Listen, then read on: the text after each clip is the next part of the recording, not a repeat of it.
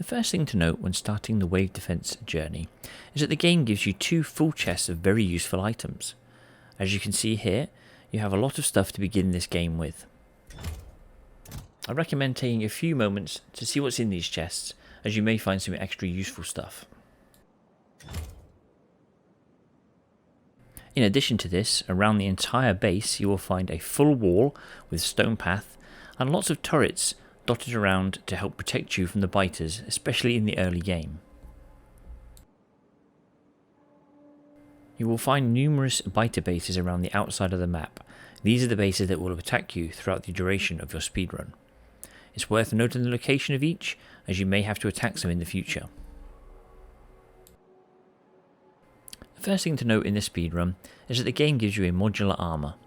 Within this armour are solar panels, a roboport, a battery pack and an exoskeleton.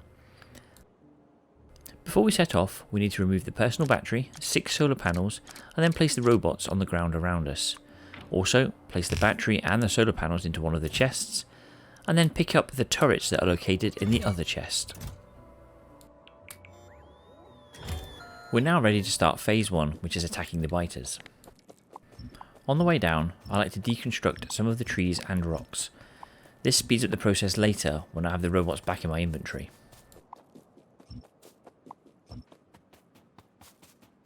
Whilst on the way down to the biters, we must also ensure we pick up a few extra turrets. I find around 12 to 13 turrets in the inventory at this point is usually a good enough number to tackle most biter bases.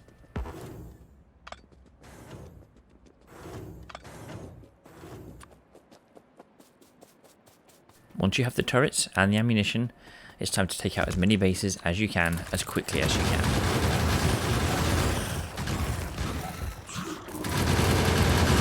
The idea here is that we are killing bases and spitters to get upgrade points that we can then spend to upgrade ammunition, stronger explosives, mining productivity, and all the things we're going to need to help us survive this run as long as possible. The first upgrade we need to get is physical projectile damage to level 3. Once you have this, we then need to get mining productivity to level 2. If you then have spare points after killing all of these biters, weapon shooting speed is a good choice, as is stronger explosives, as both will be needed later in the run.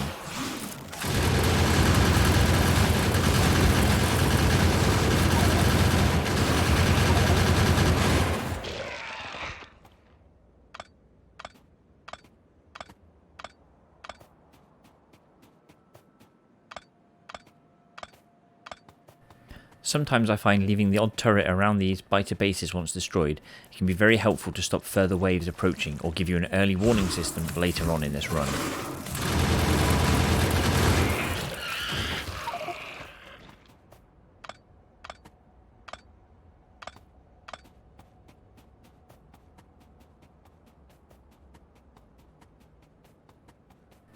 Be careful when taking on the larger biter bases, as one bad pull and you can end up with a lot of biters in your face very quickly. Trust me, from personal experience, it pays to be a little bit slower in this phase.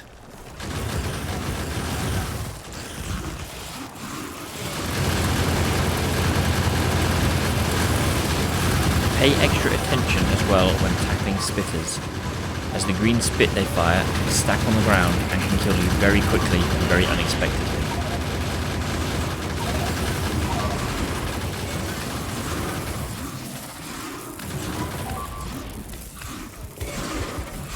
Now believe it or not, once you have acquired all the upgrades, you do actually want to die here. This death serves 2 purposes. Firstly, it's a very efficient and fast way to get back to the chests, and secondly, you will actually gain 10 extra robots in your inventory for doing so. Once you respawn, be sure to open your modular armour, take out the exoskeleton, place the extra battery and 6 solar panels you stored earlier, and enjoy the extra 10 bots you've now received. Now we move on to the blueprints. For the sake of simplicity, I'll be using the editor mode for this section. When you first open the blueprint book, you'll be greeted with all of the blueprints required for this run. The blueprints are numbered and designed to be put down one after the other.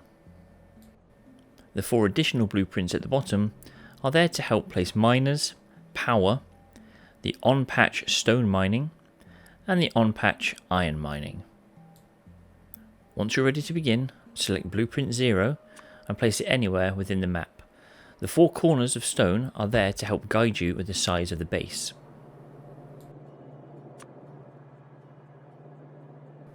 For the purpose of this blueprint, we'll be using infinity power and infinity chests to simulate the miners being placed and the power being placed. The very top input is for your coal.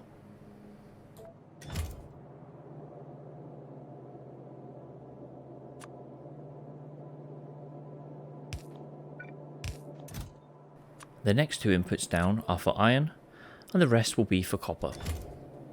Of course, when you set this up in a real run, you will be using miners, and you'll need approximately 26 to 30 per lane.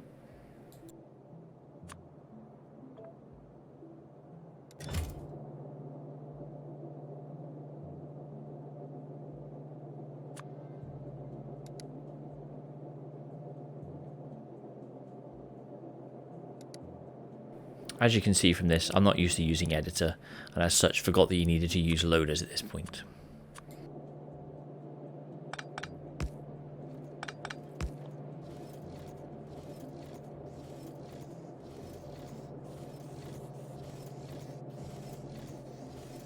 Once your initial blueprint is placed, you can then move on to blueprint number 1. This is the first iron smelter.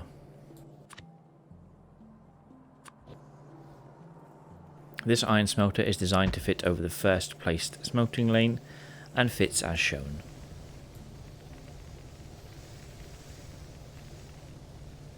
Next up is blueprint 2, and this is the maul and the start of the green chips. The alignment here is the splitter at the end of the iron lane aligns with the splitter on the maul. The next blueprint is for copper. Simply place this as the next smelting line underneath the original iron line. Once done, don't forget to connect your copper miners, in this case an infinity chest and loader.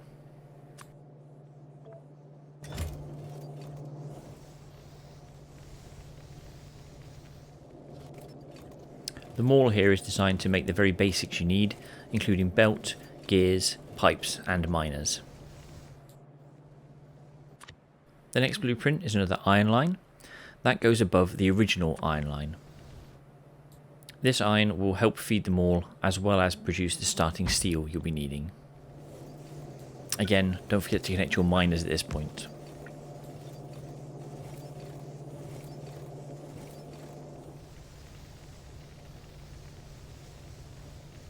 The next blueprint is the green chip expansion.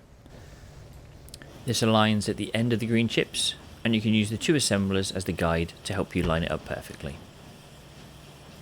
It's worth noting this is designed to buffer for some time during this run, to then all be used towards the end where you make red chips. The next blueprint is the copper expansion. This goes at the bottom and is the final 2 smelting lanes that you make, and they are both copper. Again, don't forget to attach the miners when this is done, and you will need 2 full lanes to fulfill this. This is usually the hardest part of the run, as finding enough copper to fulfill this can be very challenging. The blueprints for these also include buffers. This will allow enough copper to be produced and stored for when you need it. The next blueprint is for steel, and this goes at the very top of the build. You can use the belt assembler to help align this blueprint. If you've been following along correctly so far, the miners for this are already placed and steel should start straight away.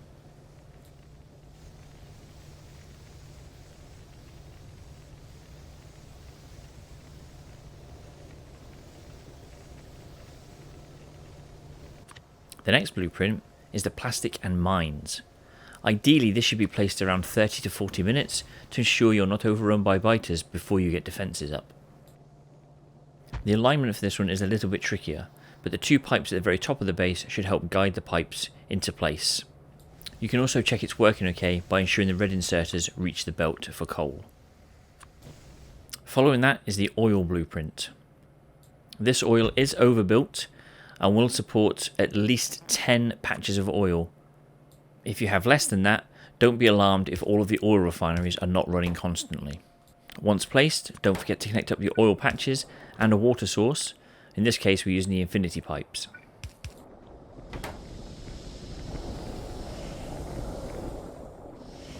This blueprint also includes cracking and storage tanks and should be sufficient for the entire run. The next blueprint is the rocket fuel and solid fuel. This aligns with the inserters and chests below the previously placed oil blueprint. The design for this is fairly simple and allows light oil to pass through both sides and ensure all the assemblers run while this is running.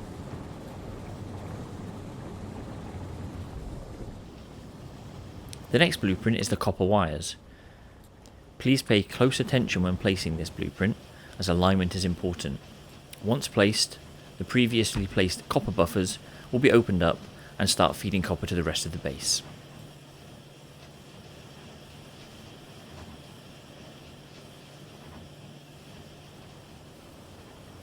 The next blueprint is the red chips. Again, the alignment on this one can be quite tricky, but you can use the belts to help guide you home. This part of the base is deliberately left unpowered. You'll need to place a power pole in the middle of the green chips as shown to allow power to be connected here. The reason for this is just to allow the buffer on the belts to fill up before the red chips start. It's not strictly necessary, but I found in runs it has helped. The next blueprint is for the modules. This contains 6 prod modules and 12 speed modules, along with the blue circuits required as well. The alignment for this is very easy, as you can see from the video. It's worth noting that in many runs, around this point is when the biters will start to break through the original turret defences, unless you have secured more points into your defences from the original biter fighting you did. Don't be afraid to take a break here, go and grab some mines and start defending your base. Otherwise, it's time to place the RCU build and the beacons. These align nicely on the blue chip assemblers. Once these are placed, all that's left is to place the blueprint for the LDS, and as you can see, you can use the assemblers from the copper wires as the perfect alignment for these. Once these are placed, there's only one thing left to add to the build, and that is the production of Prod 3 modules.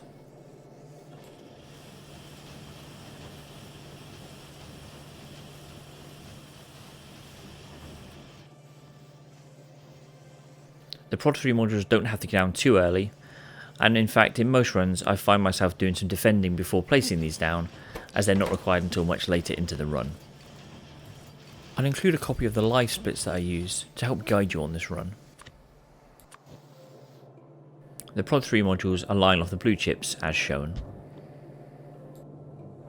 One important thing to remember about this base is that the prod module assemblers can be turned to speed module assemblers as soon as you have produced around 160 prod modules. With that final blueprint down, the base is complete and will now run at its leisurely pace to complete the speed run. One thing I've found during my runs is belt delay can be a significant issue, so if you can build this close to patches of ore, it will greatly help your runs. I really hope you find these blueprints useful, and they help you complete a speedrun in the Wave Defense category for Factorio. If you've made it this far through the video, please consider subscribing to my channels. Thank you, and until next time, enjoy.